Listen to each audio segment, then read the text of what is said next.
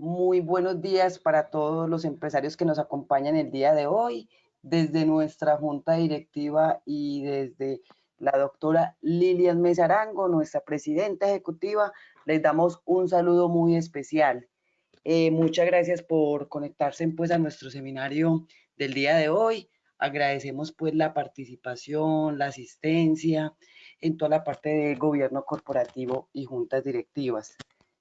Quiero explicarles que para las preguntas en el panel de control ustedes la pueden hacer y al final nosotros con la doctora que nos acompaña hoy, que es la doctora María Inés Restrepo, es la exdirectora de Confama. Ella pues nos va a colaborar en el seminario de hoy, va a estar con ustedes para compartir toda su experiencia en la parte de gobierno corporativo y juntas directivas. Entonces las preguntitas las hacemos al final. Los dejo con la doctora María Inés, aprovechen toda su experiencia, todo su conocimiento y al final entonces volvemos a presentar las preguntas y darles una información de la Cámara. Bienvenida, doctora. Bueno, muchas gracias a Lina, a Esumer, a todos ustedes por conectarse hoy.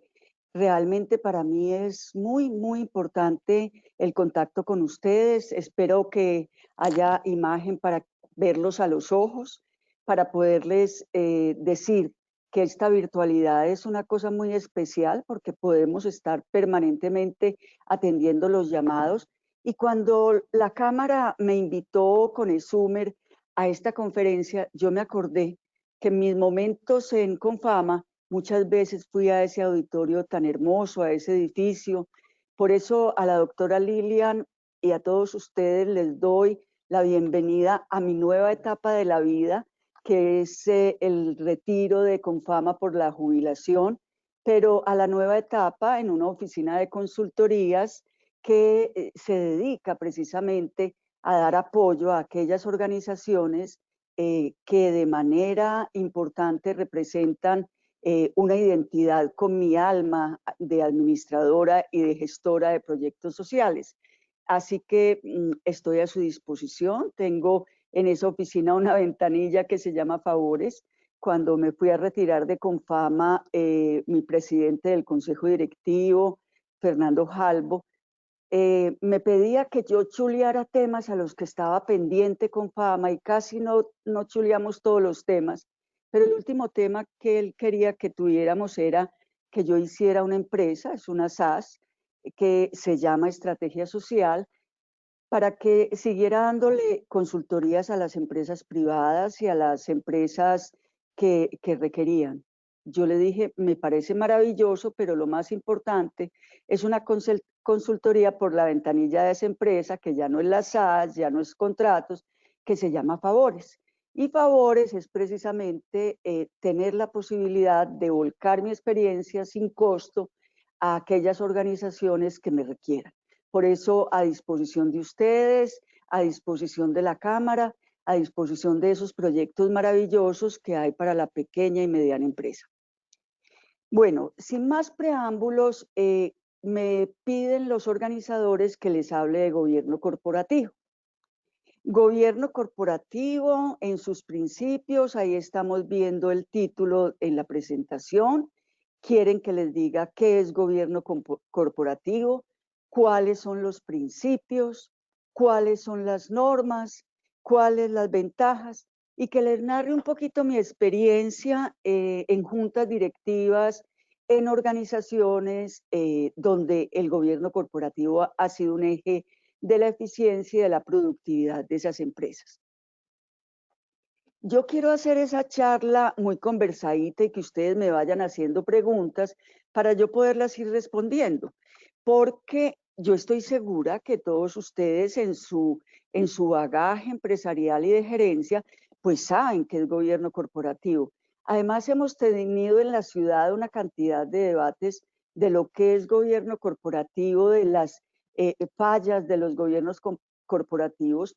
No creo que sea ajeno a ninguno de ustedes lo que hemos oído desde hace unos meses, por qué falló el gobierno corporativo en empresas públicas, por qué la discusión de que el gobierno corporativo debe orientar el tratamiento entre una gerencia y entre una junta de administradores o de directores.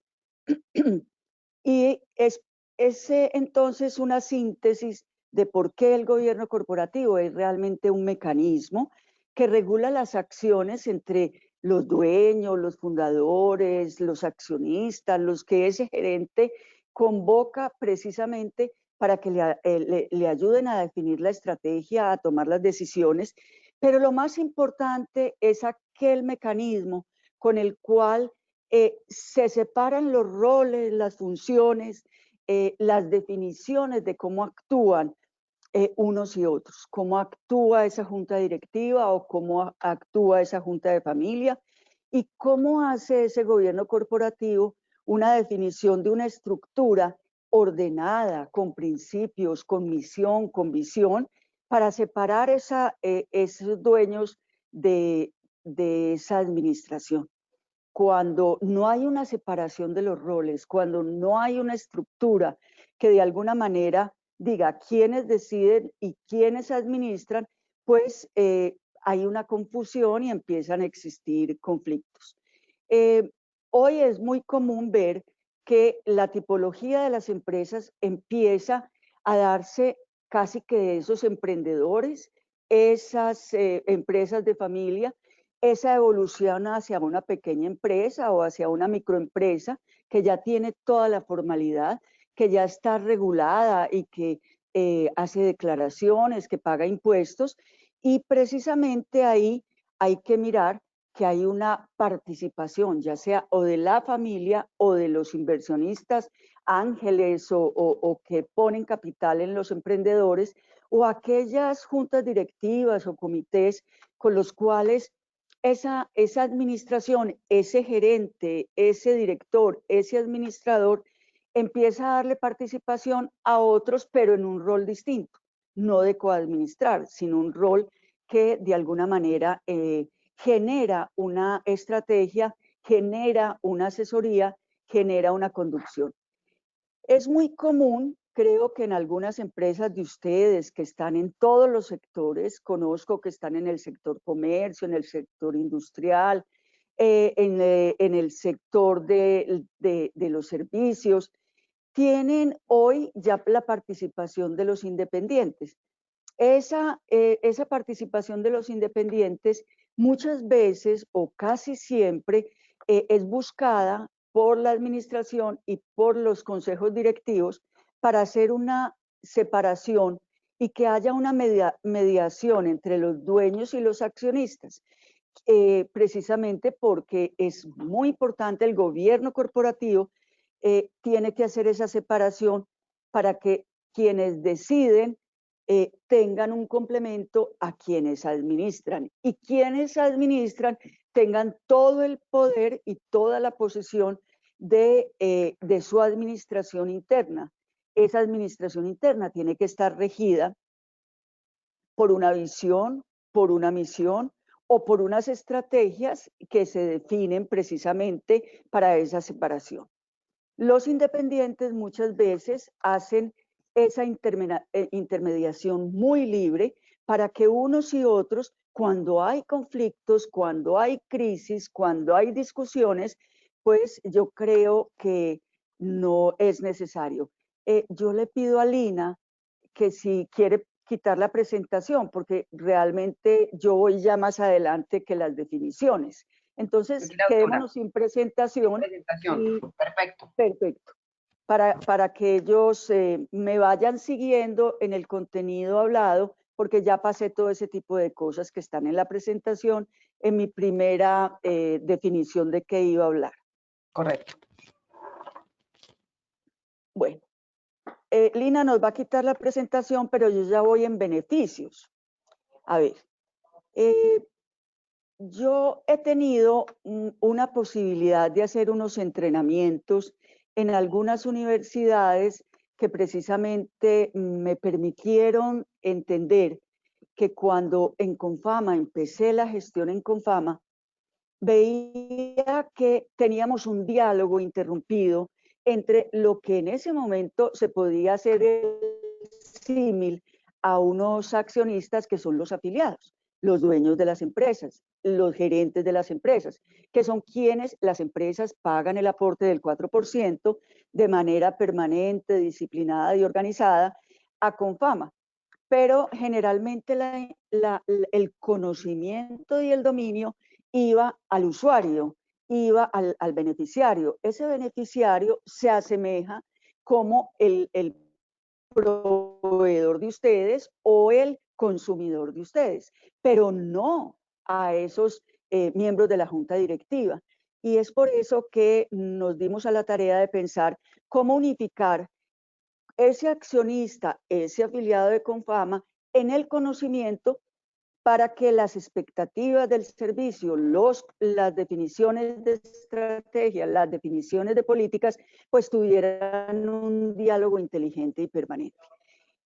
Ahí entonces nos dimos a la tarea de hacer un programa de entrenamiento a esos afiliados, a esas empresas, a esas personas de la cúspide de la pirámide que de alguna manera eran los accionistas como ustedes los tienen.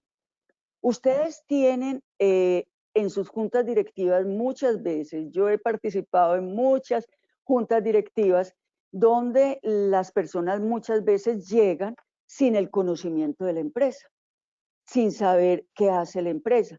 Y empieza un juego de diálogo y de discusiones, de preguntas que uno muchas veces dice, pero si yo ya contesté esto en una reunión anterior, pero ¿por qué se les olvidó? Pero si este balance, ¿por qué no se está comprendiendo? ¿Por qué se está interpretando como en un momento determinado en resultados que yo no estoy destacando? Y ahí entonces hay unos riesgos de tomas de decisiones que muchas veces desvirtúan los resultados y los objetivos con los que ustedes como empresas van trabajando. Por eso la parte más importante del gobierno corporativo es unificar esas definiciones de estrategia. Y eso es lo que hace el gobierno corporativo. Pero eso exige precisamente una definición conjunta de ese gobierno corporativo, una definición conjunta de ese plan estratégico, porque si no, nunca vamos a tener una uniformidad del diálogo, una coherencia en el diálogo. Ahí Confama entonces nos llevamos capacitar en temas eminentemente de estrategia social a los afiliados de Confama y nació el programa de gerencia social que muchas veces de ustedes han participado en la cátedra de gerencia social. Y nos íbamos a las universidades del mundo con los presidentes de las compañías a aprender gerencia social. Ustedes se dirán, pero es que uno sabe de gerencia, somos profesionales, estudiamos administración o estudiamos ingeniería, pero muchas veces esos grupos de trabajo hay que unirlos. Ustedes deben unir sus grupos de trabajo para un diálogo académico con los mejores consultores, con los mejores profesores. Y sé y entiendo que la Cámara de Comercio hace mucho de esta formación. ¿Por qué es importante el tema? Yo me iba con los afiliados a Sorbona, a Harvard, a la Complutense en Madrid y estudiábamos política pública, conocíamos todo el modelo americano de política y de geopolítica, conocíamos qué estaba pasando en el mundo y lógicamente nos dedicábamos a entender la política social, los problemas de educación en América Latina, los problemas de vivienda. ¿Qué quiere decir eso? Que cuando hay una concatenación con la gerencia, con la administración, pero también con los empleados y la cúspide de la organización que es su junta directiva o sus comités, se asegura el crecimiento de la organización. Se asegura la sostenibilidad de la organización, se asegura que en momentos de crisis, como el que estamos viviendo, haya un aseguramiento de ese crecimiento y haya una compatibilidad y una concatenación para manejar las crisis, para entender los problemas que tiene el gerente, para producir resultados. Yo me imagino que ustedes llegan a sus organizaciones con preocupación porque el presupuesto de venta no se ha cumplido, porque su ferretería hoy está cerrada o porque hay un paro cívico en la zona de la Alpujarra y ustedes llevan 3 días con la ferretería abierta porque ya hay un restablecimiento de la recuperación económica, pero llegaron los paros y llegaron las situaciones ajenas que les afectaron el cumplimiento de las metas. O les afectaron los costos porque tuvieron que hacer una cantidad de inversiones ante la crisis para que el cliente pueda entrar a su ferretería o a su establecimiento, y eso precisamente eh, afecta el balance, afecta los resultados y aumenta los riesgos. Y aumenta los riesgos financieros de sostenibilidad económica o de sostenibilidad ambiental y social, que en un momento determinado los desenfoca de la estrategia anterior, que era el crecimiento económico, el aumento de las ventas o el crecimiento regional en otras ciudades o en...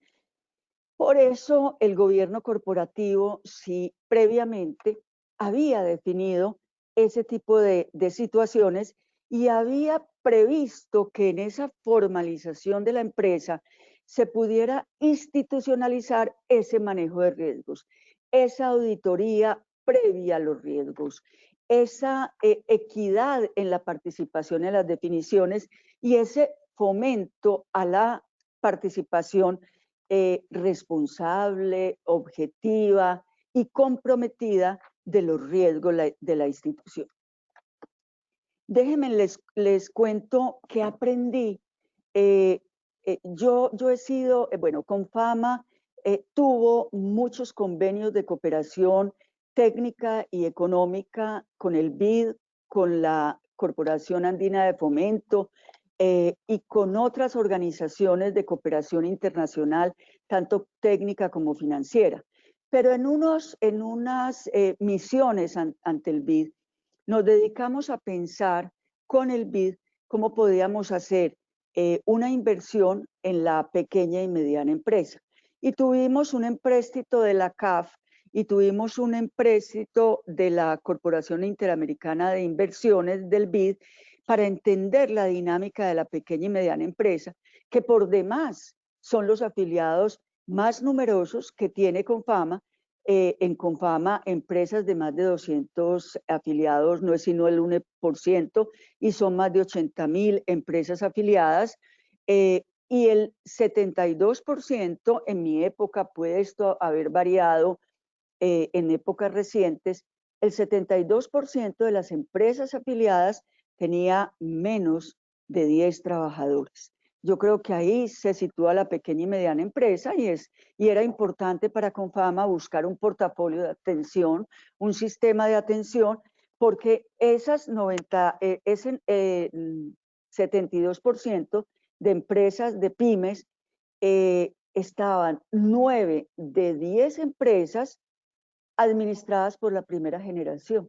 Y había unas definiciones del BID que nos mostraba que en segundas y terceras generaciones esas empresas empezaban a tener un riesgo por conflictos de las generaciones, ya no era el fundador, ya no es la primera generación, y ya es un conflicto de generaciones y de transmisión de ese conflicto a la sostenibilidad de las empresas. El 97% de las empresas, y esto no es solamente en Colombia, sino en América Latina y el Caribe, donde tiene atención el BID, el gerente hacía parte de la familia. Y muchas veces entonces los problemas económicos de las familias terminaban atendidos por esa pequeña y mediana empresa, por esos accionistas que muchas veces eran miembros de la familia.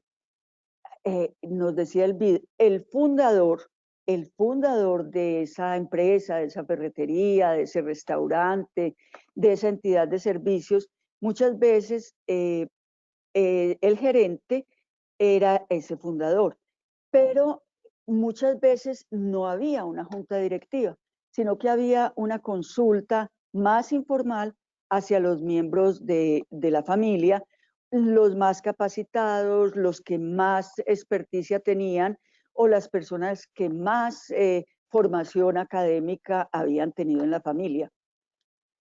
¿Qué pasó ahí? ¿Qué pasó ahí? Se empezó a correlacionar de cómo la no institucionalización y no la formalización podía desvirtuar las inversiones o podía estar mostrando que muchas veces los perfiles administrativos, ya no el gerente, ya no el fundador, sino que entraban familiares a ser parte de la administración o el jefe de compras o el jefe financiero, y empezaban a darse unos riesgos importantes de mezclar las decisiones de las necesidades de las familias con una caja importante, pero no con unas utilidades previstas a ese foco comercial y financiero que preveía la empresa para tener una sostenibilidad, muchas veces sin dedicarle a unas inversiones de familias y demás.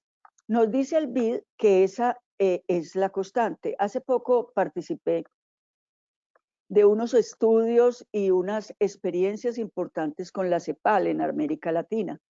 Y por relaciones anteriores en Confama, pues su secretaria general fue muchas veces, vino a Confama a dar conferencias y demás, y nos decía recientemente en procesos documentados que en esta pandemia el impacto mayor y la crisis mayor y las quiebras mayores se espera que sean de pequeñas y medianas empresas.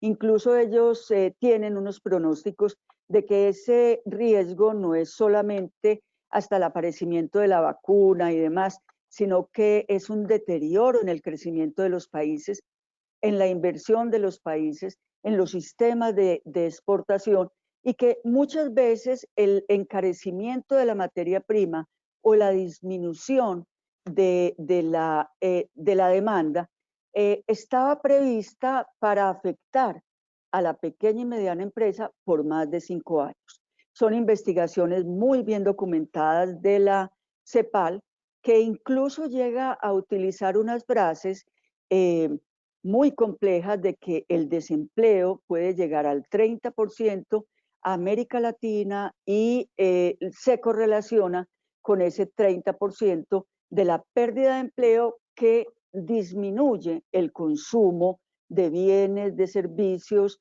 de la pequeña y mediana empresa, que será entonces, según la CEPAL, la más afectada. Con el BID aprendí ya para mirar esa asistencia técnica, esa cooperación técnica que nos dio el BID, que también hay un efecto de las condiciones ambientales. El BID en ese momento nos aprobó un empréstito de $3 millones para hacer esos programas de formación a la pequeña y mediana empresa. Pero ¿qué nos encontramos?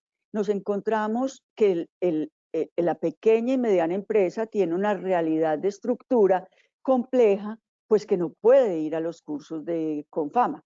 El gerente tiene múltiples ocupaciones, tiene procesos y funciones mucho más allá de lo que es la labor de la gerencia. Muchas veces se encarga de las ventas, se encarga de la contabilidad, se encarga de la cartera, se encarga de manejar los problemas de personal y tiene ustedes tienen un ejercicio de gerencia mucho más allá de las 8 horas y mucho más allá de la disponibilidad para hacer programas de formación. Pero hoy la virtualidad llegó para quedarse y por eso ustedes están conectados y por eso la Cámara de Comercio está incentivando la virtualidad para estos conversatorios y para estos cursos y promociones. Yo actualmente tengo una actividad mucho mayor en mi ventanilla favores por los programas de formación que estoy haciendo a empresas y a fundaciones y a universidades, precisamente por la llegada de la virtualidad, que entre otras cosas, el argumento que hoy escucha uno, que ya se volvió una sentencia, es que la virtualidad llegó para quedarse en la administración, para quedarse en la gestión de del empleo en casa, del trabajo en casa, y para quedarse en la gestión con proveedores, con consumidores y demás. Cuando una pequeña empresa empieza como una empresa de familia, hay una cultura en esa pequeña y mediana empresa de la administración con la familia. Pero hay una sentencia, sin esa familia no hay empresa. O sea, sin la comprensión y el apoyo de la familia y el compromiso por esa pequeña y mediana empresa, cuando hay aumento en las ventas, se va un hijo a trabajar en el mostrador, cuando hay necesidad de un transporte de mercancía, la esposa del gerente participa en ese proceso. Sin familia no hay empresa. Pero también cuando la empresa empieza a ocuparse de los problemas de la familia, de los conflictos de la familia, de los conflictos de los miembros de los comités de las juntas directivas, esa familia, esa empresa empieza a manejar los riesgos de la familia, los riesgos del desempleo de la familia, los riesgos de las necesidades de la familia, y empieza a deteriorarse la empresa. Acuérdense en que la empresa hace calidad de vida de la familia, pero la familia, cuando tiene riesgos, como hoy, que la familia puede estar en crisis por la pérdida de empleo, puede estar en riesgo la pérdida patrimonial de esa familia, tener que vender el apartamento o el local donde se funciona, los vehículos, los furgones donde se transporta la mercancía. Esa empresa, entonces, en un momento determinado, empieza a confundir los riesgos de la empresa con los riesgos de la familia. Y ahí es donde se dice el BID y dice la CEPAL, que si no hay gobierno corporativo y la administración de las empresas se convierte solamente en el manejo de los riesgos financieros y de los riesgos legales, no pude pagar el IVA, los estatutos de la empresa no los estoy cumpliendo, la estructura se deteriora porque he tenido que recortar los empleos y los procesos los he tenido que fusionar. Y esto pasa, esto está pasando en la gran empresa y en la pequeña empresa. Y esto nos dice la CEPAL en su reciente investigación, que es precisamente el riesgo que se ha encontrado de que no hay un gobierno corporativo y que cuando hay un gobierno corporativo, veamos el tema de las empresas públicas, precisamente se violenta el gobierno corporativo o en la ausencia de ese gobierno corporativo, la gerencia empieza a tomar unas decisiones de urgencia, de emergencia, que en un momento determinado van haciendo un riesgo a la parte reputacional, como lo vimos en empresas públicas, o un riesgo a una toma de decisiones que rompe con el plan estratégico. Por eso yo insisto que el gobierno corporativo no es para las grandes compañías. Si bien nació en Estados Unidos para las grandes multinacionales o las grandes empresas, eh, hoy es un tema tan importante hasta la pequeña empresa, la microempresa o los programas que en un momento determinado empiezan como emprendimientos y emprendedores. ¿Por qué? Porque es el que asegura la sostenibilidad, es el que asegura el diálogo con ese inversionista, con ese que le pone el capital al emprendedor, o con esa junta directiva o comité financiero o comité de crisis, como lo quieran llamar, porque precisamente el gobierno corporativo es el que define cómo se documentan los procesos y va mucho más allá que mucho más allá que la definición de una estructura interna que hace el área de contabilidad, que hace el área de mercadeo, cómo se atienden los vendedores, cuáles son los impulsadores en un supermercado de mi mercancía, o cómo organizo la distribución de la mercancía o la recepción de la materia prima.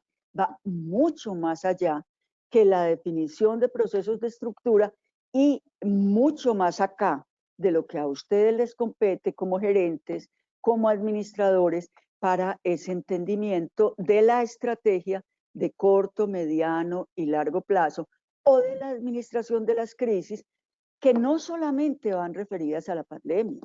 Una crisis puede llegar cuando un banco se demora en la aprobación de un crédito y ustedes tienen que parar los pagos a sus proveedores o un banco. Una crisis nace cuando hay un momento de corrupción en la empresa. Yo les voy a poner un ejemplo doloroso para mí en mi gestión. Y en las gestiones muchas veces la indisciplina de las personas de buena estructura jerárquica muchas veces produce vacíos en la toma de decisiones de esas personas. Y en un momento determinado la auditoría nos va mostrando cuáles son los riesgos de la fuga de información o la venta de información o el trabajo externo que tiene alguna persona frente a otras organizaciones, que empieza a dar unas asesorías y empieza a hacer un trabajo remunerado por otras organizaciones, muchas veces la competencia, muchas veces con la misma información con la que se hizo el trabajo en la organización, y eso lo descubre la auditoría y se hacen todos los procesos disciplinarios que dice el reglamento de trabajo o que dice la descripción de funciones de ese funcionario. Pero muchas veces entonces la organización toma las decisiones de suspender el contrato de trabajo, lo considera una justa causa y el trabajador considera como un derecho demandar a la organización y decir, no, no, yo hacía mi trabajo en tiempo libre, yo no tenía problemas, yo no sé qué, pero ahí el gerente o yo como directora, la auditoría, saca en un momento determinado un papel que se llama Código de Buen Gobierno. Y en el Código de Buen Gobierno existen capítulos como las responsabilidades, las obligaciones, los conflictos de interés, y en ese momento, ante las demandas cuantiosas, dolorosas desde el punto de vista de la ética, de la lealtad y demás, se ganan, las ganamos. Y yo acudo a los juzgados en ese momento a hacer la defensa de por qué ese funcionario abusó de la confianza, abusó de su puesto, tuvo unas remuneraciones externas y ganamos la demanda cuantiosa y millonaria. Eso es un riesgo de crisis para la organización, es un riesgo reputacional para ustedes. Tener ese tipo de demandas, contingencias que no están en las provisiones, que no están en los balances como una provisión, ni están en los presupuestos, pero que puede afectar incluso la vida y la estabilidad de la organización. Por eso el gobierno corporativo mitiga los riesgos. La pandemia nos cogió sin identificar un riesgo. O sea, en el mapa de riesgos de sus organizaciones, puede que ustedes tuvieran una crisis financiera, una reforma tributaria, un aumento de los impuestos, una disminución de las ventas, un faltante o un riesgo. En una de las empresas que yo asesoré recientemente, que es Argos, esta sí no por la ventanilla Favores, identificamos cómo ese gerente social, con pensamiento social, tiene que tener una información para entender los riesgos de producción, así sea el que maneja el puerto en Cartagena, o el que recibe en la planta, o el que despacha para el puerto el cemento, o ya los temas de la producción. Y se paraliza la producción con un paro de transportadores. Y resulta que al paro de transportadores, el presidente de la organización, ustedes llaman a su gerente de producción y le dicen, ¿qué pasó con la materia prima que yo estaba trayendo de Estados Unidos para las confecciones que tengo que entregar en el mes siguiente? No, el paro de transportadores, no llegó el hilo, no llegó el insumo de la producción del producto, vamos a tener un atraso de 2 meses. ¿Pero por qué? Entonces, ese jefe de producción les dice, porque tantos contenedores no lograron desembarcar, porque tantos transportadores se quedaron en la carretera, llevan 3 días, porque hubo un deterioro de la mercancía por la falta de ventilación en ese transporte.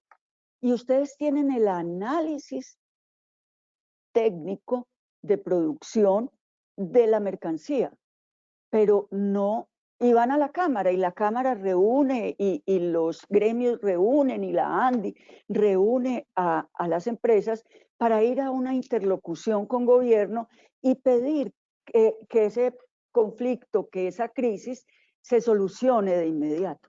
Pero ¿saben qué pasa? Que ahí no hubo lectura social. No hubo una lectura social porque la mayoría de las personas no saben el origen del paro de transportadores. ¿Quién lo produjo?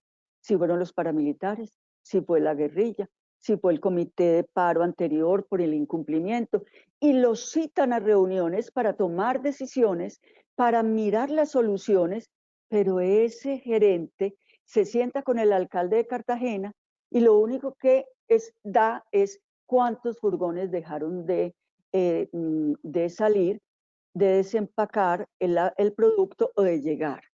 Y resulta que eso después incidió en el precio de venta del producto a los 2 meses. Ustedes ya tuvieron una pérdida porque ya habían hecho un negocio contra precios sin contingencia, sin crisis.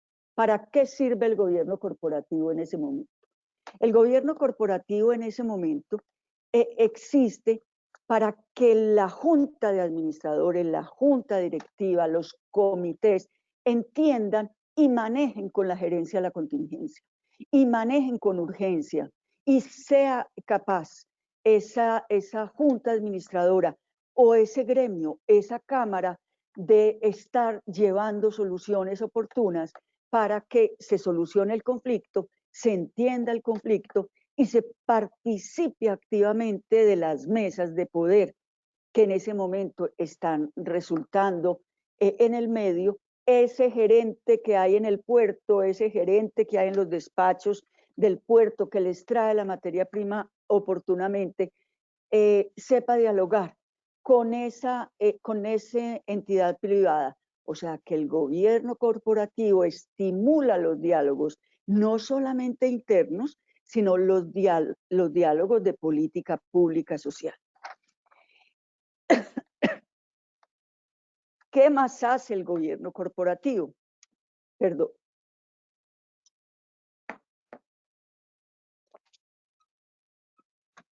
El gobierno corporativo, nos dice la CEPAL, ¿por qué las organizaciones como la Cámara de Comercio, como la ANDI, como las universidades, tienen que hoy hacer esa cátedra y esa motivación por hacer unas definiciones para lograr 4 principios fundamentales? 1, la transparencia.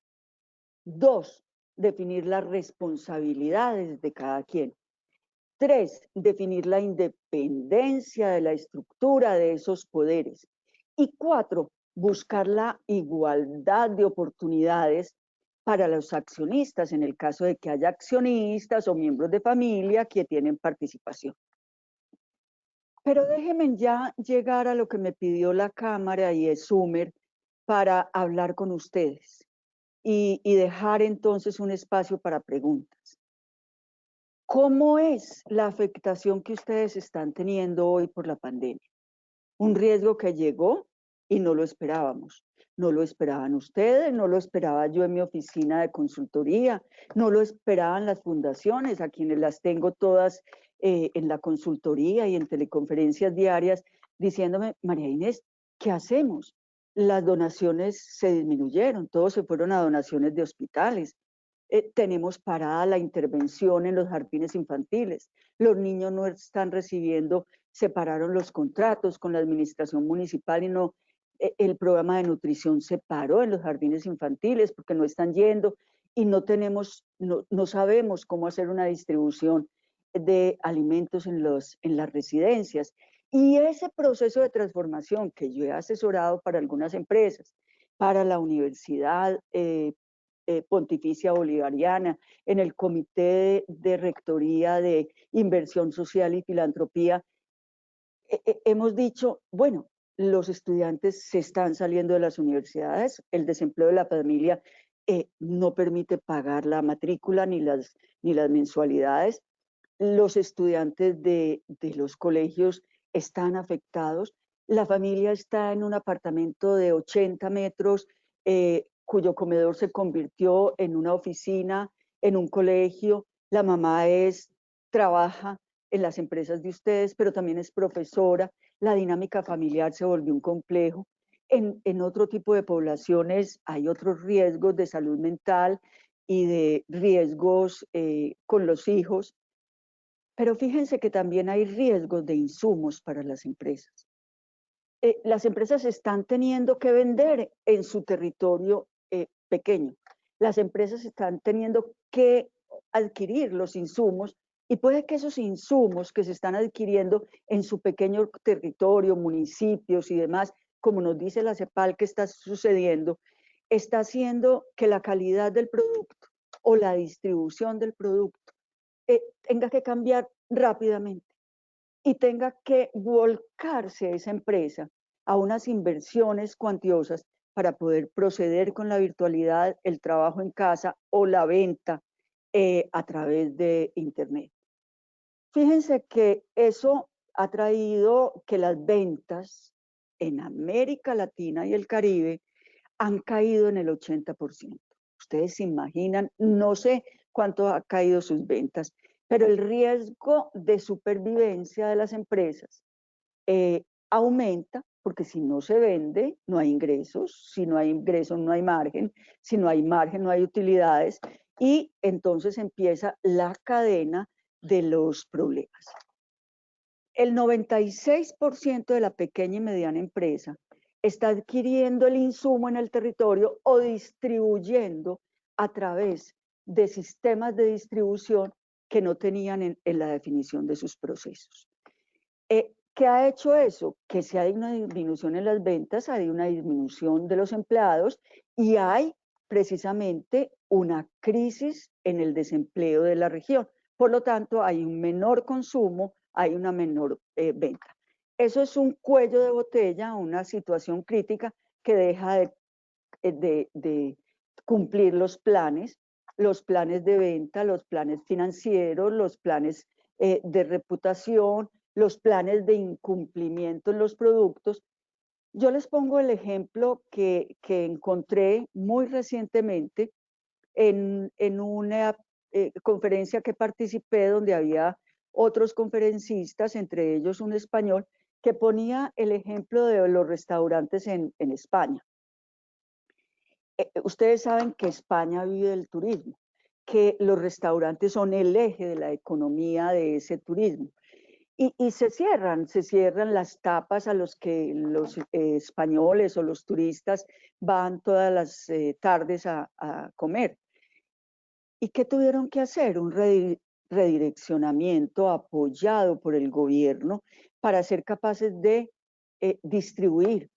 Pero pues la distribución, primero no había ventas por internet, segundo no tenían sistemas de distribución, tercero la ciudad no tenía una capacidad de mensajeros de alimentos, allá no había la cultura de la comida rápida ni del alimento, allá había la cultura de salir a comer, de salir a tapear. ¿Y qué hizo eso? Que tuvieran que salir, y yo creo que eso también está pasando en Colombia, hacer un redireccionamiento de los procesos. Y acuérdese quién redirecciona los procesos, quién redirecciona la estrategia, qué dice el código de buen gobierno, qué dice el gobierno corporativo, qué dice la política que se ha definido con los riesgos que en un momento determinado sí debían estar previstos en ese mapa de riesgos de la contingencia, no, sino de los problemas de distribución y de consumo. Ese redireccionamiento es muy complejo. Yo me imagino que muchos de ustedes lo han tenido, que muchos de ustedes en sus restaurantes, en las peluquerías, han tenido ese problema y han tenido inversiones millonarias que afecta hoy y que puede producir lo que nos dice el BID, que es la afectación mayor a la pequeña y mediana empresa. Sin armar aquí una discusión de catástrofe, yo creo que hay una oportunidad y que muchos de ustedes la están viviendo. Y conozco muchas experiencias que me ha tocado en las fundaciones ver su gran transformación en los programas educativos, su gran transformación a la inversión y a la capacitación urgente de esos funcionarios al manejo de la virtualidad. Conozco programas que hay hoy de adquisición de tecnología a precios módicos, pero ese tema eh, es necesario que aparezca hoy en las definiciones de ustedes con sus grupos de poder, llámese familia, llámese junta directiva, llámese comité de crisis, llámese, ¿para qué? Para que el cambio tenga, que el cambio va a ser permanente de aquí a 5 años, tenga resultados positivos frente a la sostenibilidad. Yo tengo muchas experiencias para contarles en Confamas de situaciones muy críticas. Por ejemplo, una ley que se aprueba que cambia y redirecciona de la noche a la mañana la distribución del 10% de los recursos del 4% hacia otro tipo de productos. Cuando dicen, mire, usted no puede seguir haciendo eh, recreación y puede seguir haciendo porque tiene que abrir en 3 meses jardines infantiles. O sea, es una ley que cambia o una reforma tributaria que obliga a financiar con parte del 4% la salud del régimen subsidiado que no son afiliados. Quiere decir que eso disminuye los beneficios a los afiliados.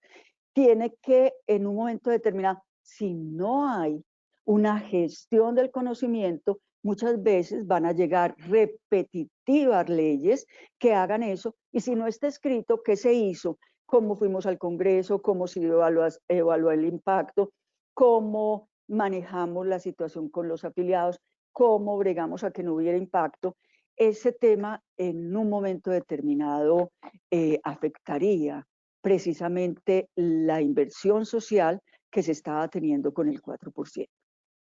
Una empresa que no tiene definición de un plan tecnológico es una empresa que en el manejo de la productividad, en el manejo de la eficiencia, tiene problemas y mucho más ahora.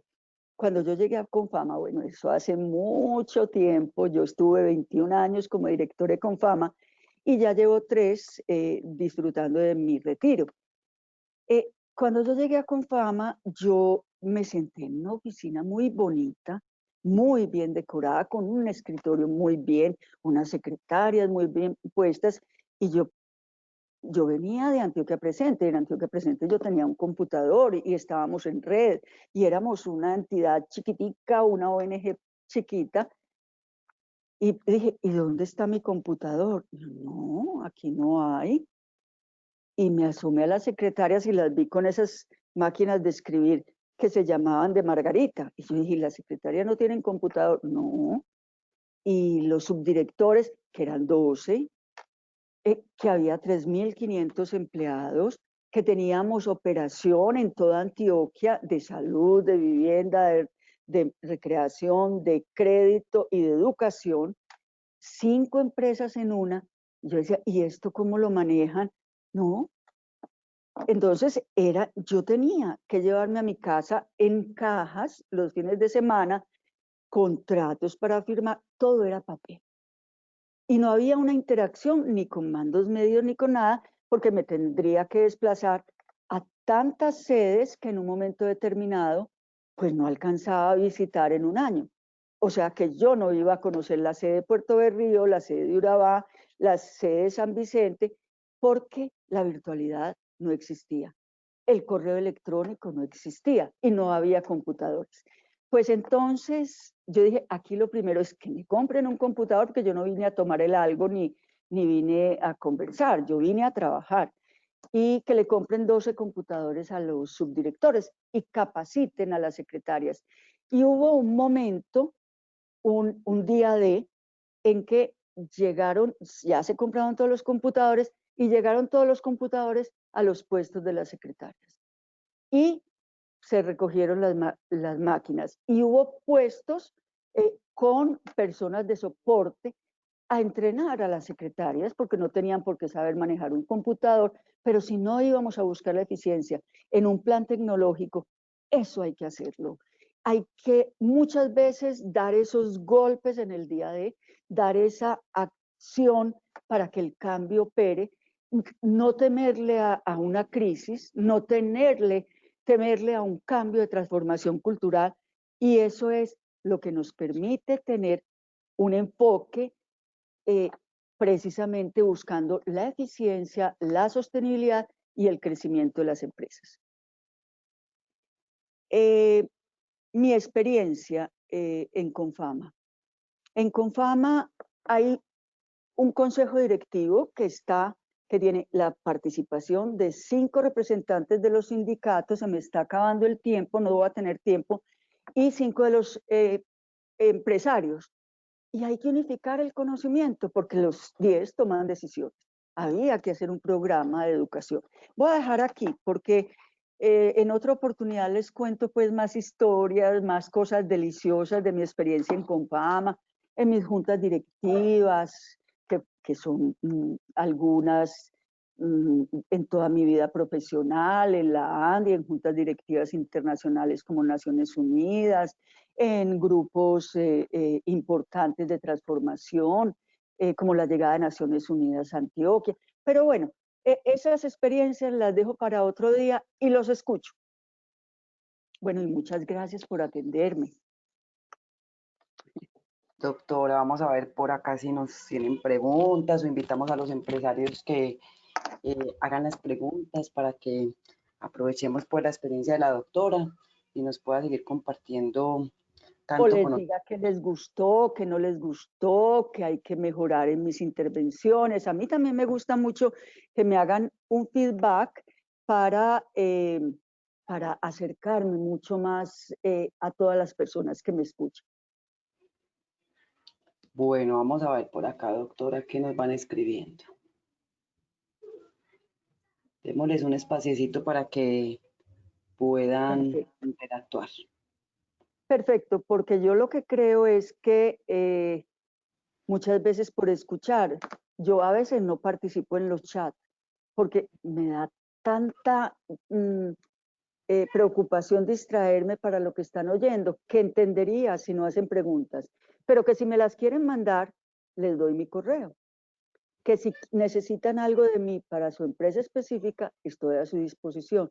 Mi correo es mrestrepo13@gmail.com o mi correo es mirestrepo@une.net.com. Y estoy lista a cosas con cada empresa o cada grupo de empresas. Saben que ese es mi ejercicio en este tiempo de la vida. Doctora, pues por acá nos están escribiendo, de darle las gracias, muchas gracias a la doctora María Inés, me gustó mucho la manera de tratar el tema. ¿Y quién nos dice eso? Carito, ¿me ayudas acá para saber el nombre del empresario, por favor? Para darles gracias. O sectores. Claro que sí, doctora. Lo dice el señor Andrés Ramírez. También nos dice la señora Juliana Palacio, excelente charla, muchas gracias por transmitir tanta experiencia y conocimiento. Se merece más espacio y más charlas como estas. También nos escribe la señora María del Consuelo Calle, gracias por tan maravillosa entrega. Es muy agradable escucharla. Bueno, muchas gracias a ustedes. Les agradezco lo que me han atendido, la generosidad de la Cámara, de la doctora Lilian y de todo su grupo de trabajo de Sumer. De verdad, es un gusto para mí. Ojalá los estuviera viendo, me encantaría verlos, pero bueno, en otra Doctora, tenemos oportunidad. por acá ya unas preguntitas y le voy a empezar entonces con la primera. La señora Sandra Ochoa nos dice, ¿cuáles son los primeros pasos que debe realizar una empresa para estructurar un buen gobierno corporativo? Bueno, estructurar un buen gobierno corporativo, yo creo que tiene parte de un tema muy importante y es casos que se relacionan con el mapa de riesgos. Muchas veces el mapa de riesgos en una empresa pequeña es el olfato de un gerente, en otras es el auditor, en otras el revisor fiscal o el contador. Y hay alertas de decir, estamos facturando mal. No hay una división entre compras y pagos y eso puede generar un riesgo de corrupción.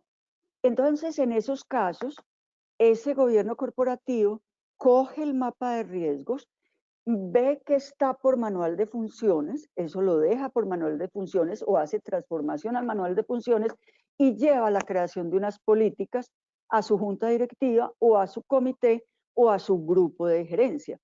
Y dice, bueno, aquí va a haber una vigilancia. Cuando vamos a hacer inventarios, no van a ser sorpresivos y crea una estructura de gobierno corporativo, ya no de funciones, que muchas veces son estructuras móviles para ese momento del caso específico o de ese riesgo que se quiere evitar que llegue en el momento a la organización. Muchas gracias por tu pregunta, es muy importante porque me permite aclarar que los mapas de riesgo son fundamentales y que muchas veces están en la cabeza del gerente, pero que hay que documentarlos. Hay que documentarlos porque acuérdese que en la gestión del conocimiento es la que evita problemas reputacionales. Doctora, tenemos otra pregunta. El señor Juan Camilo Tirado nos dice, quisiera preguntarle lo siguiente. En la práctica vemos a menudo una gran distancia entre la realidad y las misiones y visiones que se plantean. ¿Qué considera más conveniente en esos casos? ¿Empujar la realidad con los respectivos esfuerzos o replantear la misión y visión con las renuncias que ello supone?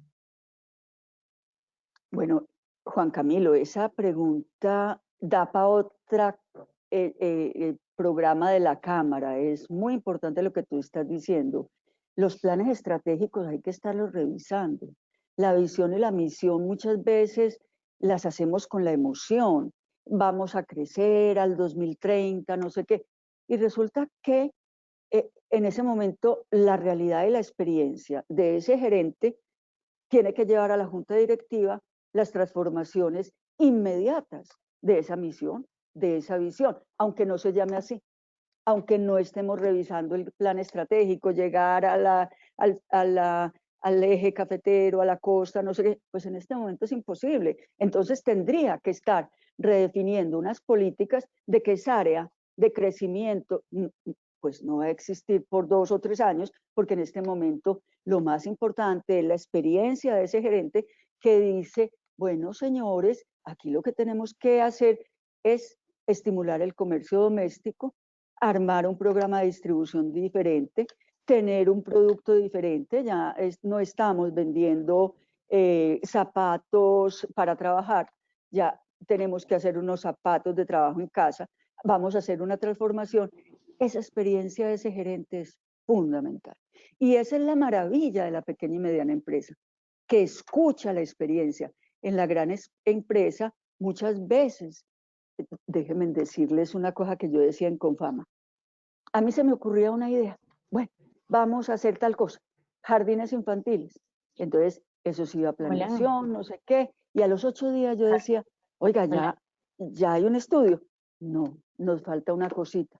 Y yo les decía, oiga, de lo puro fino no Usted me la canta. envió al correo. Démela, deme algo, pero esa es la Dale, gran dale. empresa. Claro La que sí, gran con las empresa preguntas y yo te es ayudo. Sí, muy rígida en estructuras para la creación de soluciones y la pequeña y la mediana empresa es muy ágil en la construcción de esas soluciones por el dominio y la estabilidad de ese gerente y el conocimiento y la experiencia de ese gerente. Gracias, Juan Camilo. Muy importante tu pregunta. Doctora, tenemos otra. ¿Cuál sería la recomendación más importante para crecer una empresa pequeña que fue creada por 2 emprendedores y para llegar a un nivel mayor y generar más empleo? Andrés Ramírez nos pregunta. Andrés, eso es una pregunta demasiado importante y en el hoy de la generación de empleo, en el hoy de la cultura del nuevo profesional, el emprendimiento es preferido a la vinculación en el empleo en una gran empresa. Y es decir, hay más oportunidades en el emprendimiento, por eso el estímulo del emprendimiento tiene que ser muchísimo, los capitales y los créditos para el emprendimiento tienen que ser muchísimos, pero el emprendimiento rápidamente tiene que ir evolucionando hacia una institucionalización y una formalización. Entonces, lo primero para el crecimiento es la formalización. La formalización y el apoyo de los gremios y de las cámaras, precisamente para que la formalización no sea costosa, porque hoy la formalización es costosa en impuestos, es costosa en el crédito, las oportunidades del crédito o de inversiones para capital de trabajo son escasas. Ahí hay que hacer una sinergia para el crecimiento con las políticas, las leyes y una incidencia grande de los ejes de poder, que en este caso pueden ser los miembros de una junta directiva, un buen miembro de una junta directiva independiente, que tenga acceso a esas estructuras de poder es clave, porque le ayuda, es un sponsor de ese emprendimiento y es una persona que le va ayudando a la formalización, tanto interna como externa, por su experiencia en alguna empresa. Yo hago parte de unas juntas directivas donde la consulta permanente en esas juntas directivas es frente a políticas, o acompaño a ese gerente a Confama, a alguna gestión de un convenio, o acompaño a ese gerente a la alcaldía de Medellín porque tiene un problema con catastro, pero como se abren las puertas para ese sponsor, ese emprendimiento con personas independientes en sus juntas directivas, hace que el crecimiento esté apoyado por la experiencia de otros, por el conocimiento y por el patrimonio relacional de un tercero.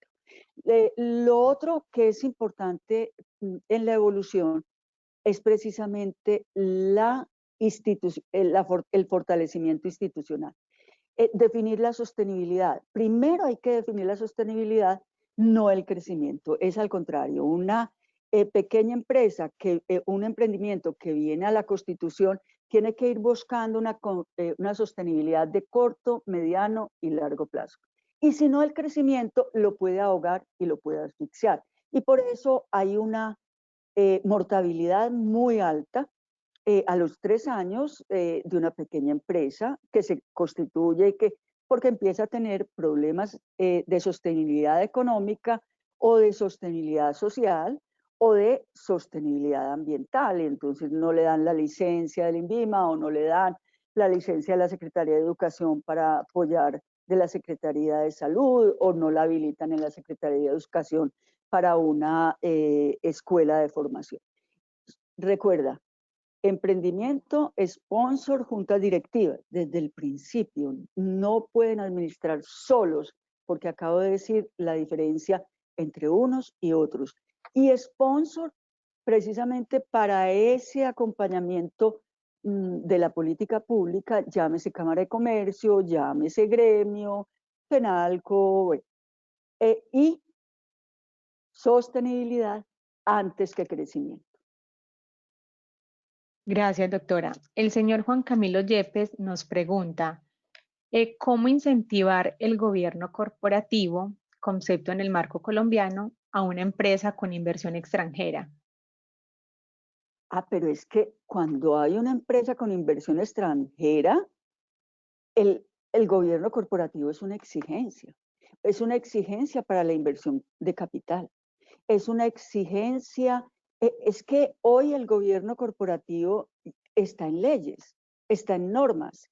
Mira, las cajas de compensación, en una época muy lejana ya, tuvimos que hacer un gobierno corporativo por exigencia de un decreto del Ministerio de Trabajo, por un mapa de riesgos de corrupción en algunas cajas de otras regiones que en un momento determinado alertaron a la superintendencia del subsidio. Entonces, muchas veces llega sorpresivamente una ley, llega sorpresivamente una resolución que en caso de que sea con empréstitos internacionales, lo exigen. Y si no está bien en el due diligence de esa inversión, te dicen, no, usted tiene que mejorar este riesgo, no tiene el índice de liquidez que su política dice, o la tasa de interés nuestra y la reconversión hacia el costo de la devaluación en Colombia tiene que ser mayor. Ese gobierno corporativo define esas políticas macros con la junta directiva hacia la interacción con la inversión de esa multinacional o de ese capital internacional o de esa cooperación técnica y financiera de una agencia multilateral. Recuerden, la institucionalización separa poderes. Definición de políticas públicas con esa junta de directores o junta directiva o comité de dirección hacia esa política macro, hacia esa estrategia que guía el manejo de los riesgos de la entidad y el manejo de la interacción y el diálogo sin conflictos, que en este caso es la multinacional, que en este caso es la inversión extranjera, precisamente para que haya un crecimiento y una productividad y no haya ese mapa de riesgos. Yo les voy a contar un ejemplo. En un momento determinado, Confama tenía aprobado un proyecto muy importante de arrendamiento de vivienda social para aquellas personas que no habían ganado el subsidio de vivienda. Y era un apoyo del banco con un crédito no reembolsable por resultados de $3 millones. Y era una alianza con el BID y era una alianza con empresas constructoras y era ganador. Íbamos a apoyar a personas que podían pagar el arriendo y que en un momento determinado no tenían con qué pagar arriendo, ahorrar y ganarse el subsidio porque eran personas no afiliadas de 1 y 2 salarios mínimos. En ese momento llegó la crisis de la salud en Colombia. Confama tenía la atención de 1.200.000 personas del régimen subsidiado. Tenía una cartera con la alcaldía y con la gobernación de 260.000 millones de pesos. Yo estaba en Washington firmando ya la promesa, eso se llama distinto, pero a la hora de la verdad era el contrato con el BID y me llaman y me dicen de Confama, el subdirector financiero, y me dice, doctora, esto está crítico, nuestro índice de liquidez se fue al suelo, tenemos que hacer un empréstito para pagar hospitales, hay una cartera con hospitales de no sé cuánto, si no, tenemos que parar la atención de 1.200.000. Bueno, Alejandro Gaviria, el ministro, yo empecé a llamar a Alejandro Gaviria, me dijo, no se preocupe, yo no la dejo sola, inmediatamente un avión, pero ¿qué pasó? ¿Qué era más importante? Recibir el crédito, mejorar la capacidad de endeudamiento, conseguir el recurso que teníamos que tener de fondo de contrapartida para ese empréstito de 3 millones, o pagar los hospitales, y estábamos en noviembre, y se paraban los hospitales. Había que hacer un endeudamiento. Y nos fuimos al banco, y hicimos unas alianzas con el banco, hicimos una evolución de los activos, un tema de enajenar unos activos para un empréstito, y a 31 de diciembre no había ni un peso, no hubo crisis de los 120 hospitales más críticos de Antioquia y pudieron seguir atendiéndolos. Por eso, en ese momento hay que mirar que las crisis, Juan Camilo, muchas veces son oportunidades, pero redefiniciones importantes para las empresas. Oiga, yo ya me pasé 14 minutos. Doctora, usted nos dice si continuamos, tenemos otras 2 preguntas, usted nos dice si continuamos o dejamos hasta acá. Bueno, otras 2 preguntas y paramos, que tengo ahora también una teleconferencia con el Comité de Inversiones y Filantropía de Bolivariana y no quisiera llegarles tarde a las 9:30. Claro que sí, doctora. Listo, entonces vamos a hacer esta para ir finalizando. Nos dice el señor Juan Pablo Yepes. Respecto a estructurar el gobierno corporativo, ¿quiénes son los llamados a levantar los documentos relativos al mismo? ¿Socios o gerentes? Además, ¿qué bibliografía le puede sugerir para hacer dicho levantamiento? Juan Pablo, qué bueno que tú me estás diciendo eso. Mira, lo primero es el gerente conocer todo lo del gobierno corporativo.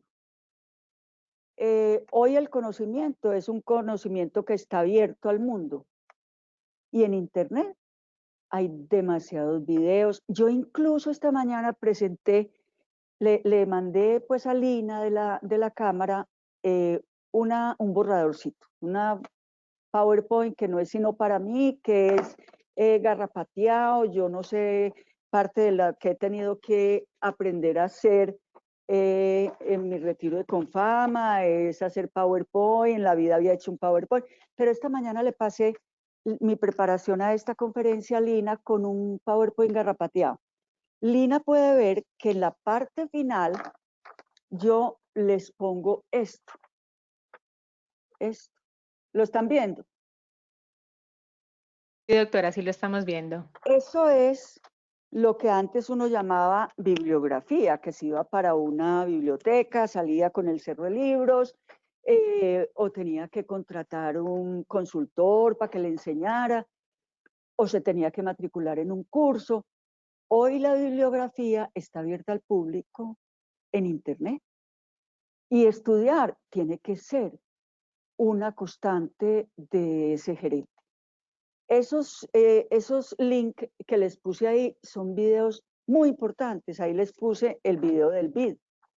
Les puse el video de la CEPAL, de la corporación, de algunas corporaciones multilaterales. Pero pues no los retaqué. Yo hago en mis asesorías a empresas un tema que se llama coaching documental. Y ese coaching documental es precisamente, en mi manera de interpretar la contingencia, estudiar y mandarle a ese presidente de compañía o a ese gerente lo que yo pienso, lo que encontré y dónde él puede hacer una transferencia del conocimiento a sus mandos medios. Esa es una manera de empezar el gerente a hacer algunas definiciones de cómo hacer un código de buen gobierno. Pero también hay instituciones como la Cámara de Comercio. Yo encontré ayer, estudiando para ustedes, un tema de Confecámaras muy importante de lo que es la investigación de todas las cámaras de comercio del país y lo que ellas recomiendan de hacer una capacitación. La Aburrá Sur es una cámara muy dinámica en entrenamiento de capacitación. Tal vez yo conozco la de Bogotá, conozco la de Medellín, conozco muy bien las capacitaciones que se hacen en las cámaras y creo que tienen un papel muy importante para ustedes en esto que estamos haciendo hoy, que a la hora de la verdad es y lo deben hacer cuando ustedes tengan un borrador, cuando ustedes tengan unas definiciones claras. En Confama lo hicimos con la gente de auditoría. Después con Deloitte, que era nuestro revisor fiscal, que tiene unos documentos maravillosos en su página y él nos asesoró. Hicimos el esqueleto del gobierno corporativo. Está en la página de Confama y eso pues es público. Los gobiernos corporativos se vuelven públicos. En ese momento ya se lleva a la junta, ya se lleva a los accionistas y los accionistas hacen contribuciones que mejoran o que modifican algunas cosas del gobierno corporativo. Gracias, Juan Pablo, por tu pregunta. Listo, doctora, muchas gracias. Vamos entonces con la última pregunta para que vayamos cerrando. Nos pregunta la señora Amada del Rosario Quevedo. ¿Quiénes pueden formar parte de una junta directiva en una empresa familiar? Amada, qué pregunta tan deliciosa. Mira, generalmente una empresa familiar, entonces un familiar puso una plata, otro familiar puso otra, y entonces dice, no, el hijo de fulanito a la junta directiva, pero el hermano de fulanito es el jefe de ventas. Y entonces está el otro, y el otro dice, no, mi hijo estudió muchísimo, es muy experto en mercadeo, yo quiero que esté en la junta, pero son primos. Entonces empieza el de la junta, es jefe del gerente. El gerente es accionista porque los dos hermanos crearon esa empresa familiar. O los, ahora les pongo un ejemplo muy crítico, o los hijos de un solo accionista, de un solo fundador, los dos hijos, hay uno que es muy juicioso y hay el otro que no hace nada. Pero el papá tiene uno en la junta directiva, el juicioso, y el otro dice, yo lo quiero tener a mi lado para que aprenda a trabajar. Y resulta que entonces ese es el jefe de ventas, no reporta la venta, no se hizo el despacho a tiempo y no sé qué. Y la empresa empieza a tener conflictos. El papá pelea con los dos hijos, la mamá interviene por los dos hijos. Entonces, muchas veces la formación de esas juntas directivas con personas de familia son difíciles. A veces es mejor tener a las personas de familia para consultas. Yo tengo en mi empresa de familia, en mi casa, empresa de familia. Mi hijo tiene una agencia de publicidad de branding con una facturación muy grande. Y a mí me da unas ganas de intervenir cuando él tiene dificultades. A mi esposo, somos vecinos en oficina, mi esposo y yo tenemos la oficina al lado y él tiene el resto del piso en la oficina. Entonces yo entro muchas veces por la oficina que son comunicadas y oigo a los publicistas, a los creativos y yo digo, ay, qué delicia esta juventud, qué delicia decirles tal cosa. No, yo no soy su junta directiva. Su junta directiva es un experto en publicidad. Su junta directiva es mi esposo, asesor en la parte financiera, porque tiene toda la experiencia, pero no toma las decisiones sobre inversiones. Entonces, mi recomendación es muchos externos, muchos independientes, que con el conocimiento, la experticia, y acuérdense en lo que dije ahora, con relaciones, siendo unos sponsors muy, muy relacionados con lo externo, que ayude a vender, que ayude al banco, que le ayude al gerente, que la empresa no la conoce, pero ese otro miembro de la junta directiva es de una empresa importante que le da recomendaciones, que le hace contactos. Yo muchas veces lo que hago en las juntas directivas es eso, ayudo a hacer contactos, inclusive en una asesoría que le di a la alcaldía pasada, que le hacía contactos con el embajador del Japón o el embajador de Italia por mi relacionamiento con esos gobiernos y por haber tenido en Confama proyectos de cooperación. O sea, el sponsor es fundamental en la Junta Directiva de Familia. Bueno, doctora, le agradecemos inmensamente este espacio tan enriquecedor para todos, para nuestros empresarios. Realmente seguimos recibiendo felicitaciones por todo su conocimiento. Acá me dicen que la manera de transferir su experiencia es una conversa llena de conocimiento muy agradable, que es un libro abierto desde el índice. Entonces, nos da mucha alegría haber contado pues en este momento con usted para tener este espacio lleno de sabiduría y tanta experiencia. Le damos las gracias desde la Cámara de Comercio de Burrasur. Esperamos pues poder contar con usted en otras ocasiones. Muchos éxitos en esta nueva experiencia pues que está desarrollando con su empresa y la ventanita de favores. Ahí la tendremos muy presente. A nuestros empresarios los invitamos a que se capaciten y se agenden con nosotros esta semana. En nuestra página web encontrarán todo de los eventos que tenemos. Muchas gracias, doctora. Un feliz día. Lina, quiero agregar una cosita finalmente. Mira, hoy estoy en mi ventanilla favores, pero estoy lista a todo lo que me necesiten. Yo amo la pequeña y mediana empresa desde hace mucho rato en Confama. O sea que estoy lista a apoyarlos por ventanilla favores en todo lo que me necesiten. Muchas gracias a ustedes por su receptividad, por sus preguntas, por su comentario, indiscutiblemente a la Cámara por llamarme y tener en cuenta mi conocimiento para sus propuestas. Muchas gracias. Muchas gracias, doctora. Estamos pues en contacto. A nuestros empresarios que visiten nuestra página para que sigan en contacto con nuestra agenda académica. Mil gracias, doctora. Un feliz día para todos. Muchas gracias, Lina. Un abrazo. Gracias.